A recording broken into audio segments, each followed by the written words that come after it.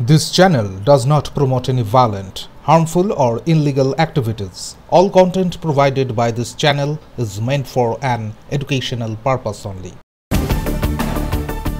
দুর্গাপূজার মুখে দক্ষিণ 24 পরগনার পাথর প্রতিমার ব্লকের দক্ষিণ সুরেন্দ্রগঞ্জ 12 নম্বর নদী পাড়ে প্রায় 300টি ঝাউ গাছ কেটে নেওয়ার অভিযোগে এলাকাবাসী শনিবার বিক্ষোভ করেন। স্থানীয়দের অভিযোগ, এই কাজ শাসক দলের বুথ সভাপতি সুখদেব ভুইয়ার নির্দেশেই করা হয়েছে। গাছ কেটেছেন, আমি এই বিষয়ে কিছু জানি না। এই যে আপনার বাড়ির পাশ থেকে এতগুলো গাছ কাটা হলো, আপনি কি বলবেন? সকালে যখন আমি যেটা বেরিয়ে যাই তখন কিছুই দেখিনি, তারপরে যখন আমি ফিরি যখন দেখি না ওখানে গাছ কাটা হচ্ছে, তারপরে ওখানে দেখলাম যে গাছ কাটছে কেন, আমরা ফরেস্ট থেকে পারমিশন পেয়েছি। কারা বললো? যারা গাছ কাটছে। কারা কারা কারা কাটছিল?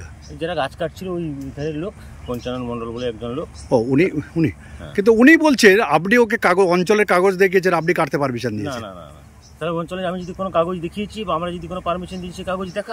ভুক্তভোগীরা জানান, 2019 সালে আইলা বাঁধ রক্ষার জন্য লাগানো এই গাছ বাঁধের নিরাপত্তার জন্য অত্যন্ত গুরুত্বপূর্ণ। তা রাতভর কেটে নৌকায় সরিয়ে নেওয়া হয়েছে। এলাকায় আইলা বাঁধের উপরে অবৈধভাবে গাছ কাটার জন্য, এবং এই অবৈধভাবে গাছ কেটেছে এলাকার কাঠ ব্যবসায়ী পঞ্চানন মণ্ডল, পিতা নিরঞ্জন মণ্ডল।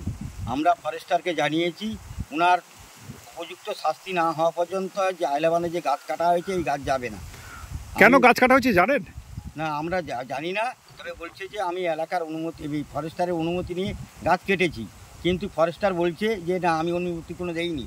তাই আজকের ফরেস্টারের কাছে আমরা আবেদনপত্র জমা দিয়েছি। পঞ্চানন মণ্ডল স্বীকার করেছেন তিনি ও 17 জন শ্রমিক মিলে এই গাছ কেটেছেন, তবে সুখদেব ভুইয়া নিজেকে এই ঘটনার সঙ্গে যুক্ত নয় বলে দাবি করেছেন। গাছ লাগানো হবে বলে আমাকে বলে যে এই গাছগুলো কেটে দিলে আমরা গাছ লাগাবো। আমার একটা কিনাও হয়নি, আমার আপনাকে শুধু কেটে দিতে বলেছে? কেটে দিতে বলেছে। কে বলেছে? কে বলতে এখানকার তার যে এলাকার কি কমিটি আছে, ওই কমিটি বেনু ভূঁইয়ার সঙ্গে আমার যোগাযোগ। বেনু ভূঁইয়া? বেনু ভূঁইয়া কে আপনি জানেন? বেনু ভূঁইয়া কি কমিটি মেম্বার না, কি করে আমি বলতে পারবো না।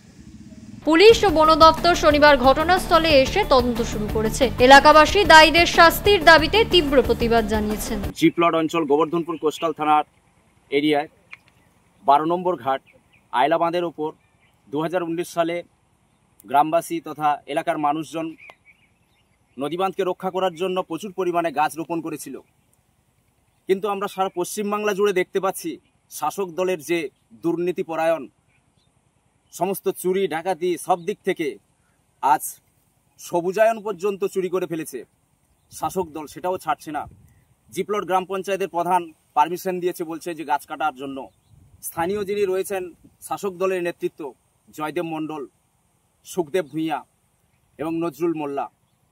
আমরা জানতে চাইছি গ্রামবাসী হিসেবে এবং এলাকাবাসী হিসেবে যে এই দুর্নীতি জালে মানুষ জড়িয়ে গিয়ে আজকে নদীবাঁধ প্লাবিত হচ্ছে, বসতি হারাচ্ছে, কিভাবে আগামী দিনে আমরা বাঁচব? এই বাঁচার হাত থেকে আমরা যেমন এর প্রতিকারও চাইছি, তেমনি ওদের কঠোরতম সাজাও চাইছি।